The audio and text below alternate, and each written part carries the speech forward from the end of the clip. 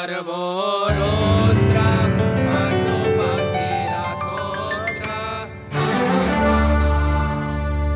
दिगंबर शिव रेशमी वस्त्रों के बजाय मृग छाला लपेटे हुए, सारे संसार को प्रसन्न हो महल अटारियों के सुख देने वाले शिव स्वयं बेघर हैं, इसलिए उन्हें मरघट में रहना पड़ता है। फिर भी वे राजा हैं, राजा महाकाल। वरामिहिर के अनुसार भारत की नाभि में बसा मालवा, मालवा का पठार और उसकी नाभि में घर बनाकर रहती उज्जैनी, जहां से कर्क रेखा गुजरी है। उज्जैन के अलावा विश्व के किसी अक्षांश पर सूर्य की ठीक मस्तक पर स्थिति उपलब्ध नहीं है। काल ज्ञान की अपनी इस विशेषता के चलते यहाँ के प्रधान देवता को महाकाल का नाम दिया गया। तो इस तरह कहलाए फिर वे राजा महाकाल, महाकाल राजा। उद्यान परंपरया तद्भ्यामेव नगरीम उज्जैनीम प्रविशावः। उज्जैन यानी कि उज्जैनी, उज्जाड़मयी यानी कि फूलों का शहर, उज्जाड़मयी यानी कि बहारों की बस्ती। जहां देखो वहां फूल ही फूल, फूल कुंज और लताएं, और इन्हें छू छू कर आती क्षिप्रा की अनंत लहरें। यही वह उज्जाड़मयी है जो क्षिप्रा के पूर्वी तट पर बसी हुई है और जिसे राजा भोज ने पाली भाषा में उज्जैनी पुकारा। पेरिप्लस ऑफ द एरिथ्रियन का ज्ञात लेखक, जो ईसवी प्रथम शताब्दी का एक यूनानी नाविक था, उसने उज्जैनी को ओजैनी लिखा और भारत की भूतपूर्व राजधानी बताया।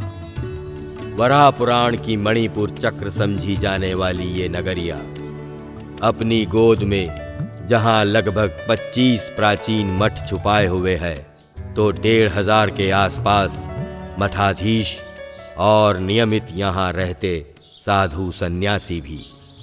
23.5 उत्तरी अक्षांश और 75.43 पूर्वी देशांतर पर समुद्र तल से 491.74 मीटर ऊंची बसी उज्जैनी अपने तमाम आध्यात्मिक, सांस्कृतिक और प्राकृतिक विशेषताओं के चलते पहले कभी अवंती, फिर अवंतिका और फिर विशाला कहलाई।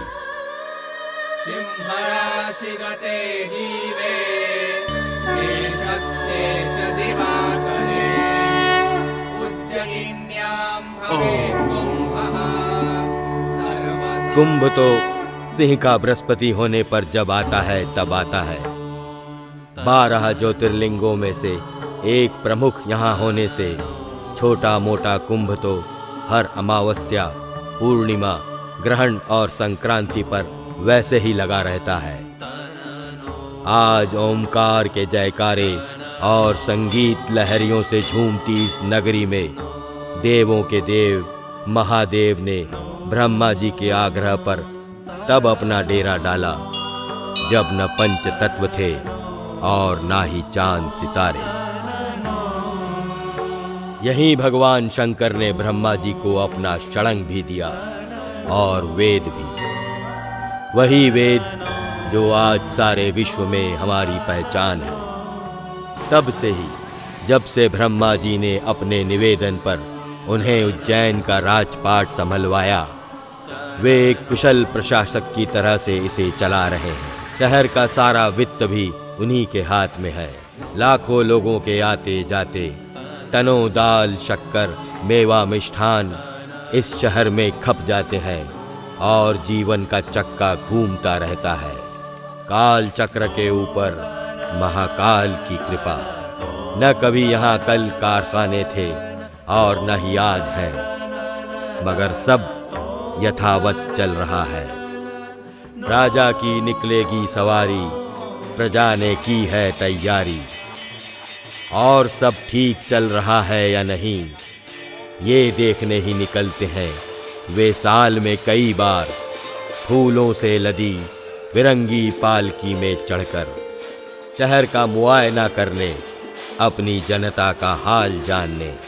आखिर राजा जो ठहरे, आज कोई पीछे नहीं रहना चाहता। सबके प्राण जैसे निछावर हो जाना चाहते हैं। छोटे बड़े का भेद ही मिट चुका है।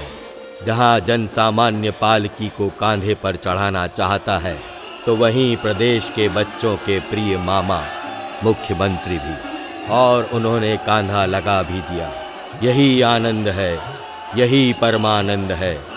प्रभु की सवारी निकली है और हो गए हैं राजा प्रजा साथ साथ।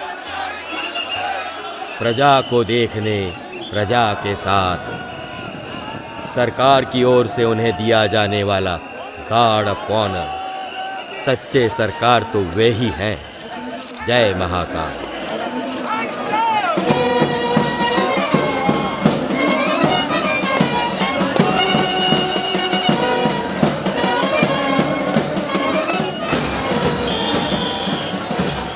देश मालवा गहन गंभीर, डग डग रोटी पग पग नीर। कबीर का कहा उन्हें जैसे सदैव रखना है, सबको सब कुछ मिले, कोई आज रात भूखा न सो जाए। वे यही देखने निकले हैं और उनको देखते देखने निकले हैं। बड़े बड़े राजनीतिज्ञ, अरबों के कल कारखाने चलाते उद्योगपति और 2 जून की रोटी के इंतज़ाम में उम्र गुजार देते गरीब गुरबा, सब उनकी यात्रा में शामिल होना चाहते हैं। फूलों की एक पाखुरी भर मिल जाए उन्हें प्रसाद में, बस, और अपने राजा की एक झलक। आज राजा भी उमंग में है और प्रजा भी, सब अपनी ही भक्ति की लय में है। मन प्राण जैसे महाकाल के चरणों में चढ़कर एक हो गए हैं। आस्था का संगम, ढोल मंजीरों के साथ ढम ढम ढम, वाद्यों से भी सुर फूट रहे हैं और मन से भी। पुराने लोगों और मौजूदा तथ्यों के आधार पर तत्कालीन सभी राजाओं ने उज्जैन का असली और अपरिवर्तनीय नरेश भी महाकाल राजा को ही माना है। इसलिए स्वर्गीय जिवाजी राव सिंधिया जब भी उज्जैन आते तो रात शहर के परकोटे के बाहर ही बिताते थे, कालिया देह प्रासाद में। उनका मानना था एक ही शहर में 2 राजा नहीं रह सकते। पूरे चातुर्मास उज्जैन ही नहीं, जगत चलाने की बागडोर राजा महाकाल के हाथ में है। भगवान विष्णु शयन जो कर रहे हैं, देव उठनी एकादशी तक संसार के प्रभारी प्रभु, देवों के देव महादेव शिव। कौन नहीं चाहता उनकी पालकी को कांधा लगाना, कौन नहीं शामिल होना चाहता उनकी सवारी में। सारा शहर ही जैसे प्रभु के चरणों में एकाकार हो गया है। किसी को अपना होश नहीं है, क्या छोटे और क्या बड़े, क्या गृहस्थ और क्या वैरागी, सब पर जैसे दीवानगी छा गई है। किसी को अपना होश नहीं और अंदर से सब होश में। मजाल है कोई ऊंच नीच हो जाए।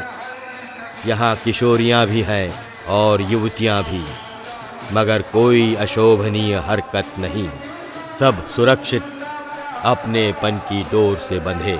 इतने बड़े जन सैलाब को जैसे कोई अंदर ही अंदर नियंत्रित किए हुए है। जय महाकाल। एक अंतहीन जुलूस, जय घोष और नगाड़ों के साथ, आह्लाद ही आह्लाद, उमंग ही उमंग। आज सारे भेद मिट गए, सब उनके चरणों की धूल हो गए। प्रेम का अबीर, अपनत्व का गुलाल, और ये घन घन बरसते श्याम वर्णी मेघ। धुआंधार धुआंधार बौछारें, आखिर क्यों न बरसें घटाटोप।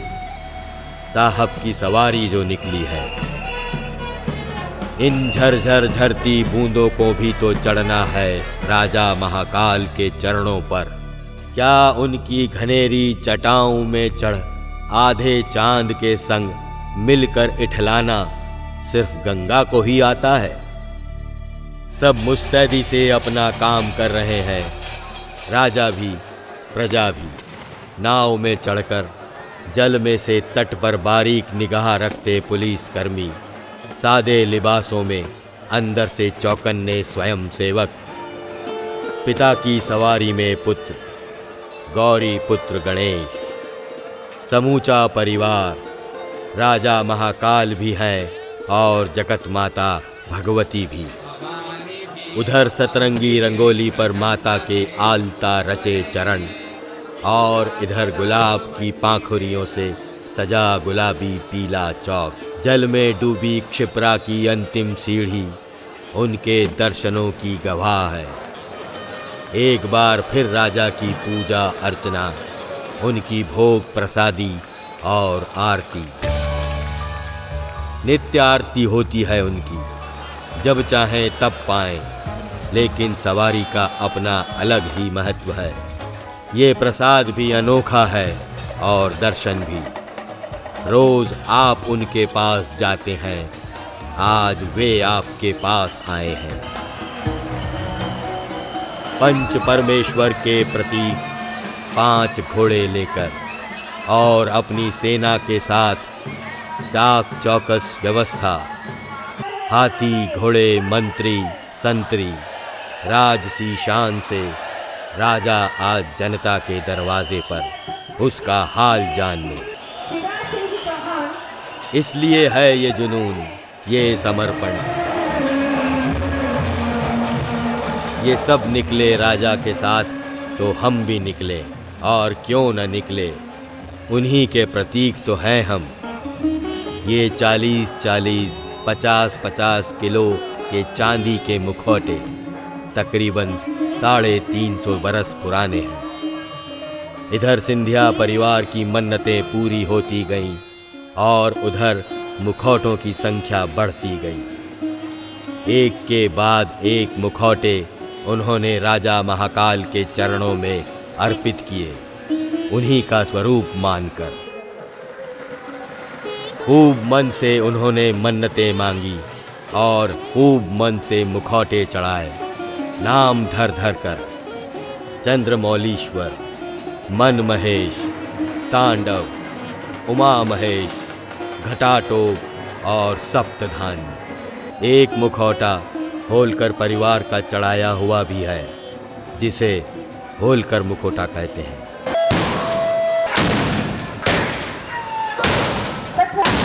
विश्व के तीसरे ज्योतिर्लिंग महाकाल मंदिर से निकली राजा की सवारी अब गोपाल मंदिर आ पहुंची है। आत्मीयता का संदेश, सबका हाल पूछे और द्वारिकाधीश का नहीं।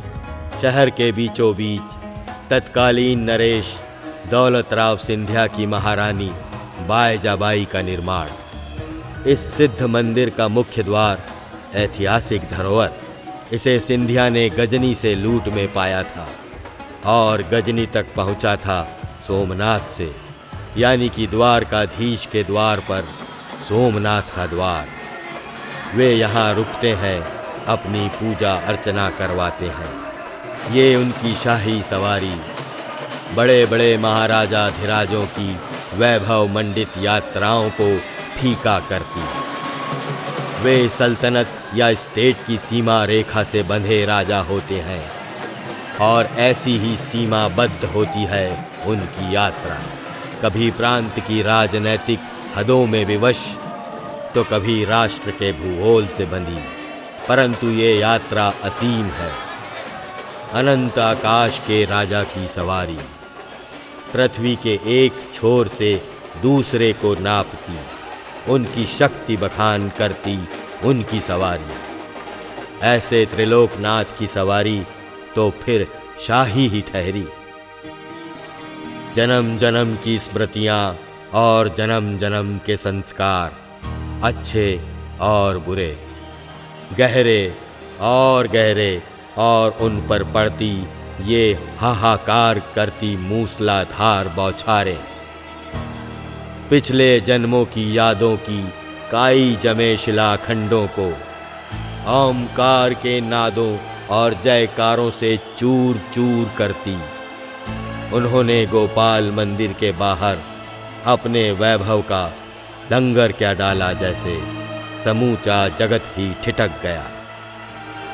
सेना उनकी, सैनिक उनके, सेनापति उनके और लाव लश्कर भी उनका, फिर आखिर क्यों न ठिठकें।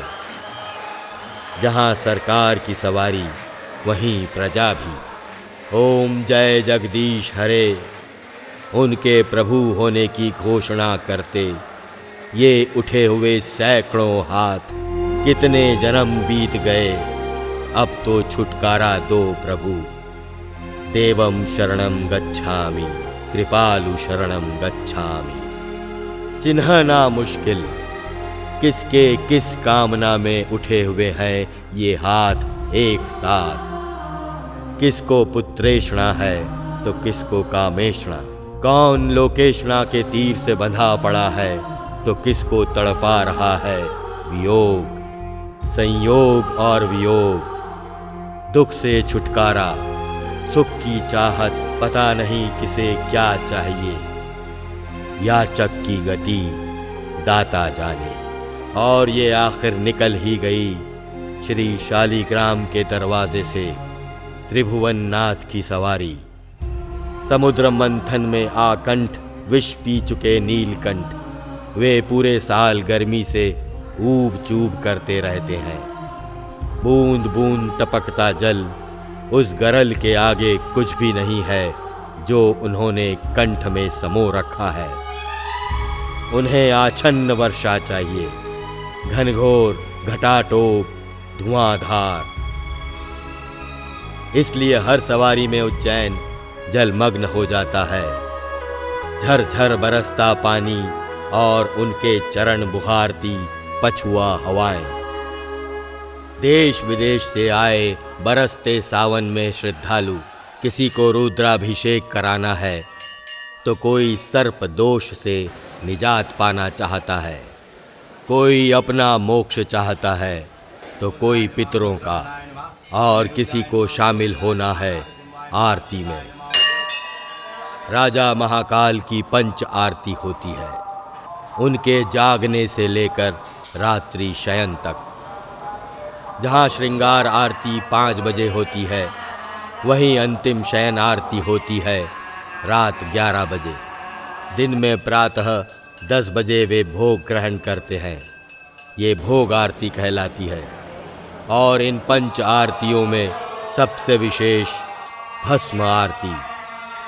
भस्मीभूत होती दुनिया, एक नश्वर संसार, अंधेरे से उजाले की ओर।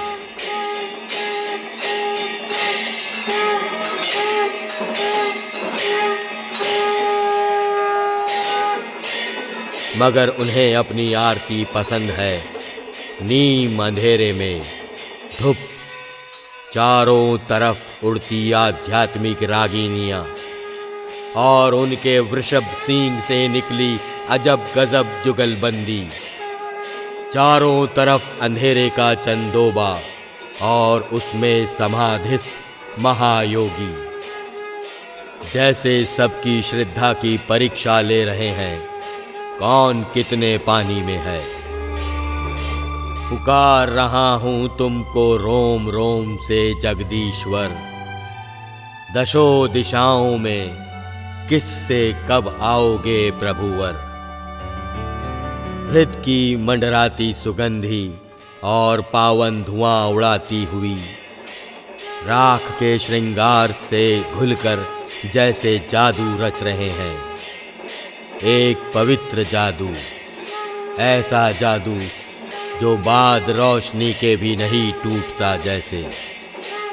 गूंजती शंख ध्वनि और छाया नट के साए में छाया बन गए बजाने वाले।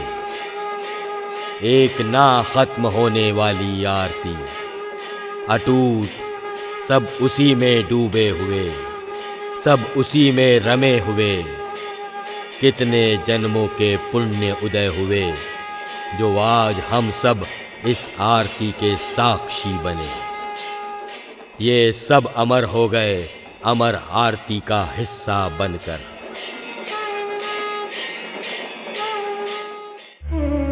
मरघट ही सत्य है और सब झूठ है, सब मिथ्या। उन्हें राख पसंद है क्योंकि अंत में सबको राख ही होना होता है, इसलिए वे मसाने में रहते हैं। वहीं रचते हैं माया में आकंठ डूबा संसार। नाग चंपा के सूखे फूलों से सजे मरघट और मरघट की असीम शांति में सजीव संसार की औघड़ साधना करते त्रिपुरारी। अब ऐसे में उनकी शुरुआती आरती आखिर फिर भस्म से क्यों न हो। इसमें प्रभु ने प्राण डाले। उस चाबी भरे खिलौने का घूमना उन्हें एक दिन बंद करना ही है। यही है उनका खेल। वे खिलौने रचते, उनसे खेलते और तोड़ते हैं। उनका खेल निराला है। इसी खेल का प्रतीक है उनकी ये आरती, महा आरती, भस्म आरती। अंततः भस्म होते संसार की महागाथा। झांझ मंजीरे शंख और मृदंग की थापों में, थापों के निनाद में विलीन होती अंतर की आवाज। सारे जगत से जैसे आधे पहर के लिए नाता टूट गया। हर कोई यही चाह रहा है वक्त ठहर जाए, संसार की रोशनी न देखनी पड़े, बीच के सारे पर्दे गायब हो जाएं और एक दुनिया पवित्र अंधेरे से सांसारिक उजाले के बीच। लो ये तिलस्म भी आखिर टूट ही गया।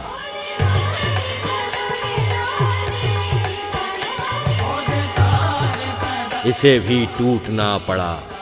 संसार में आना पड़ा सबको वापस, होश में आना पड़ा सबको वापस।